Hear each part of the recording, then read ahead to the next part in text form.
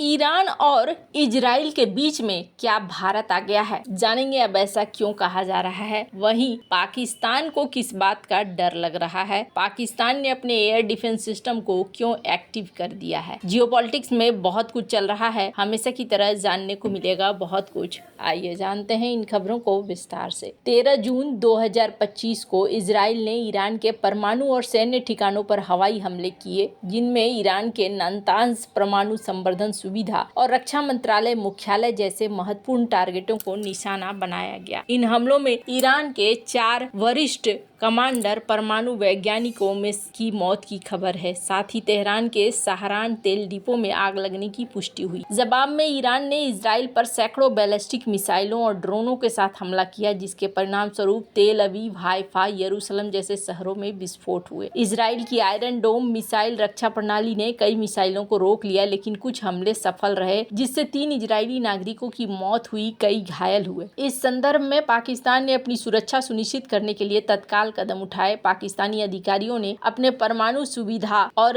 Iran के साथ सीमा के पास हवाई रक्षा प्रणालियों को सक्रिय किया और लड़ाकू विमानों को तैनात किया। यह कदम इजराइल की आक्रामक कार्रवाइयों के बाद क्षेत्रीय तनाव को देखते हुए उठाया गया, ताकि किसी भी संभावित खतरे से निपटा जा सके। पाकिस्तान का ये कदम क्षेत्रीय स्थिरता और अपनी राष्ट्रीय सुरक्षा को प्राथमिकता देने का संकेत था। पाकिस्तान और ईरान के बीच ऐतिहासिक रूप से मैत्रीपूर्ण संबंध रहे और दोनों देश क्षेत्रीय सुरक्षा मुद्दों पर सहयोग करते रहे हैं। इस स्थिति में पाकिस्तान की सतर्कता ये सुनिश्चित करने का प्रयास है कि क्षेत्र में बढ़ते संघर्ष का असर उसकी सीमाओं या रणनीतिक हितों पर न पड़े। पाकिस्तान द्वारा हवाई रक्षा प्रणालियों को सक्रिय करने का ये कदम इतिहास में अन्य क्षेत्रीय तनावों के दौरान उठाए गए समान कदमों की याद दिलाता है। एक प्रमुख उदाहरण है 1971 का भारत पाकिस्तान युद्ध। इस युद्ध के दौरान जब भारत और पाकिस्तान के बीच तनाव चरम पर था, पाकिस्तान ने अपनी हवाई रक्षा प्रणालियों को पूरी तरीके से सक्रिय कर दिया था। अपनी सीमाओं पर लड़ाकू विमानों को तैनात कर दिया था, ताकि भारतीय वायुसेना के हमलों से बचा जा सके। उस समय पाकिस्तान ने अपनी रणनीतिक संपत्तियों जैसे कि सैन्य ठिकानों, महत्वपूर्ण बुनियादी ढांचे सुरक्षा के लिए व्यापक हवाई रक्षा उपाय किए थे। 1971 के युद्ध में पाकिस्तान की वायुसेना ने अपने F-86 सेबर और मिराज 2 जैसे लड़ाकू विमानों का इस्तेमाल किया, अपने रडार और हवाई रक्षा प्रणालियों को सतर्क रखा। हालांकि उस समय की तकनीक आज की तुलना में कम एडवांस थी, फिर भी पाकिस्तान ने अपनी राष्ट्रीय सुरक्षा सुनिश्चित करने के लिए तत्कालीन उपलब्ध संसाधनों का पूरा उपयोग किया। इसी तरह साल 2025 में इजराइल ईरान संघर्ष के संदर्भ में पाकिस्तान का अपनी आधुनिक हवाई रक्षा प्रणालियों को सक्रिय करना एक समान रणनीति को दिखलाता है। पाकिस्तान का हवाई रक्षा प्रणालियों को सक्रिय करना और ईरान सीमा के पास लड़ाकू विमानों को तैनात करना एक रणनीतिक और सावधानीपूर्ण कदम है, जो क्षेत्र में इजराइल ईरान संघर्ष में उत्पन्न होने वाले संभावित खतरों को कम करने के लिए उठाया गया है। ये कदम न केवल पाकिस्तान की राष्ट्रीय सुरक्षा को मजबूत करता है, बल्कि क्षेत्रीय स्थिरता में उसके महत्वपूर्ण योगदान को दिखलाता है। ऐतिहासिक रूप से 1971 के युद्ध जैसे उदाहरणों से पता चलता है कि पाकिस्तान ने हमेशा संकट के समय में अपनी रक्षा की तैयारियों की प्राथमिकता दी है। खैर, अब जहां एक तरफ ये SCO, जिसमें भारत, ईरान, चीन, रूस, Pakistan, Kazakhstan, Kyrgyzstan, Tajikistan, Uzbekistan, Belarus जैसे 10 सदस्य देश शामिल हैं, 14 जून 2025 को एक बयान जारी कर इजराइल के हमलों की कड़ी निंदा की। SCO ने इन हमलों को नागरिक ठिकानों जैसे ऊर्जा और परिवहन ढांचे पर आक्रामक कार्रवाई करार दिया, जो अंतर्राष्ट्रीय कानून और संयुक्त राष्ट्र चार्टर का घोर उल्लंघन है। बयान में ये कहा गया कि ये हमले ईरान की संप्रभुता का उल्लंघन करते हैं और क्षेत्रीय वैश्विक शांति और स्थिरता के लिए गंभीर खतरा पैदा करते हैं। SCO ने ईरान के परमाणु कार्यक्रम से संबंधित तनाव को शांतिपूर्ण राजनीतिक कूटनीतिक तरीकों से हल करने की वकालत की है और ईरान के लोगों और सरकार के प्रति संवेदना व्यक्त की है। हालांकि भारत ने इस SCO बयान से खुद को अलग कर लिया है। भारतीय विदेश मंत्रालय ने स्पष्ट किया कि भारत ने इस बयान से संबंधित चर्चाओं में हिस्सा नहीं लिया है। उसका रुख 13 जून को व्यक्त की गई स्थिति के अनुरूप है। भारत ने दोनों देशों को तनाव बढ़ाने वाले कदमों से बचने, कूटनीतिक और संवाद के माध्यम से डी-एस्केलेशन की दिशा में काम करने के लिए कहा है। विदेश मंत्री एस जयशंकर ने 13 जून को ईरानी समकक्ष सैयद अब्बास अराक्ची और इजरायली समकक्ष गिदोन सारफोन से बातचीत की, जिसमें उन्होंने अंतर्राष्ट्रीय समुदाय के लिए गहरी चिंता व्यक्त की। शीघ्र कूटनीतिक और भारत की तटस्थता और कूटनीति का जोर पहले भी दिया गया है। भारत के SCO के बयान से अपने आप को अलग करना मतलब ये बता रहा है कि भारत इस मामले में शामिल नहीं होना चाह रहा है। वहीं दूसरी तरफ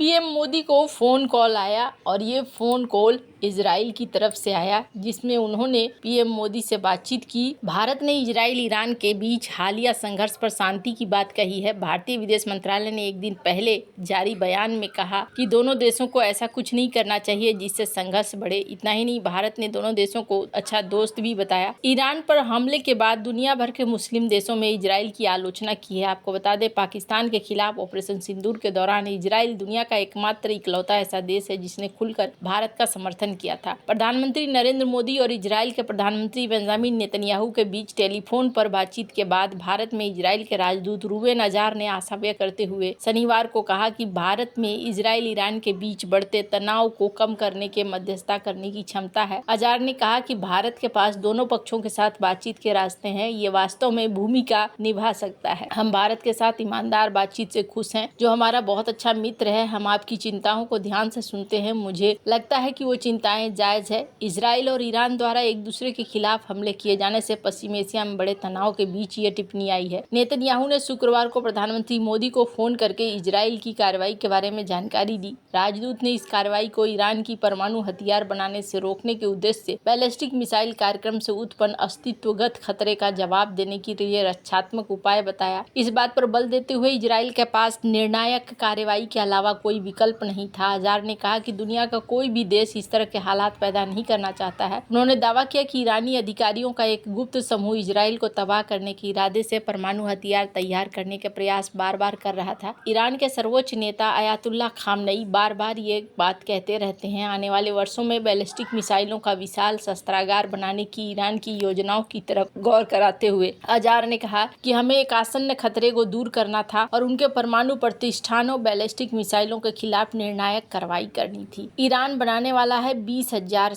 मिसाइलें। राजदूत ने कहा कि वे अगले 3 वर्षों में 10,000 और अगले 6 वर्षों में 20,000 बैलिस्टिक मिसाइल बनाने की योजना कर रहे हैं। उनके पास एक विशाल शस्त्रागार है जो इजराइल के लिए खतरा है। वे दक्षिणी मोर्चे पर हम पर हमला कर सकते हैं, इसलिए हमारे पास इस परमाणु खतरे के ऊपर कार्रवाई करने के अलावा कोई विकल्प नहीं बचा है। अजार ने यह भी कहा कि इजराइल के जारी अभियानों का उद्देश्य ये सुनिश्चित करना है कि ईरान यूरेनियम को संवर्धित न कर सके, जो एक ऐसा टारगेट है जिसे कूटनीतिक और सैन्य दोनों तरीके से हासिल करने के लिए इजराइल दृढ़ संकल्प है। उन्होंने अमेरिका के राष्ट्रपति डोनाल्ड ट्रंप की 60 दिवसीय वार्ता अवधि का संदर्भ देते हुए कहा कि ईरान द्वारा इसे न मानने पर 61वें दिन इजराइल ने कार्रवाई की है। अजार ने आरोप लगाया कि ईरान दूसरे देशों को धोखा दे रहा है। उन्होंने कहा कि ईरान के परमाणु खतरे के बेअसर होने तक इजराइल अपना अभियान जारी रखेगा। टारगेट हमलों में ईरान के सैन्य नेताओं और परमाणु वैज्ञानिकों की मौत पर अजार ने कहा कि हमलों का उद्देश्य इजराइल को तबाह करने वाले के लिए आपराधिक साजिश को विफल करना है। इस साजिश के जिम्मेदार लोगों को मिटा दिया गया है। हमें उम्मीद है कि उत्तराधिकारी सबक सीखेंगे और सबक सीखकर उसी हिसाब से काम भी करेंगे। तो यहाँ पर इन्होंने